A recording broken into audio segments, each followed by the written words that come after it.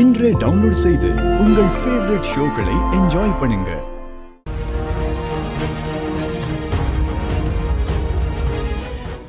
இத பாத்தியா?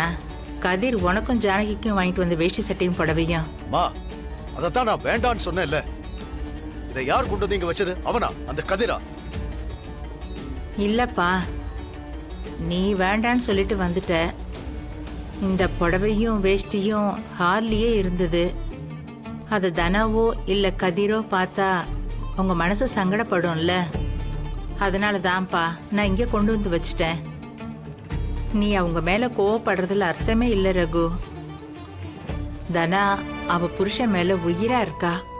அதோட கதிரும் நாம வளர்த்த புள்ளதானப்பா. என்ன உன் பேச்சை மீறி அவங்க கல்யாணம் பண்ணிக்கிட்டாங்க, அது தப்புதான். ஆனா அது நடந்து போச்சே. இதே நீ எத்தனை காலத்துக்குப்பா மனசுல வச்சிட்டு இருப்ப? அவனுக்கும் தனாவை நல்லபடியா வச்சுக்கணும், வாழ்க்கையில முன்னுக்கு வந்து காட்டணும். பெரிய மனுஷனா உன் முன்னாடி வந்து நிக்கணுங்கிறதுக்காக தானே துபாய்க்கு போனா. போன இடத்துல அவனை நம்பி ஒரு கம்பெனி பொறுப்பு கொடுத்து அவனை இங்க அனுப்பியிருக்காங்க. சம்பளமும் ஓரளவுக்கு நல்லாவே வரும். இப்பவாவது அவனை ஏத்துக்கலாம்லப்பா.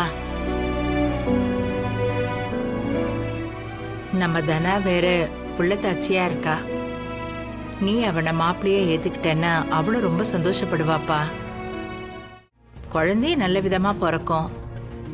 அந்த குழந்தைக்காகவாவது நீ அவங்க 2 பேரையும் ஏத்துக்கணும்பா. ரகு, நடந்தது நடந்து போச்சு.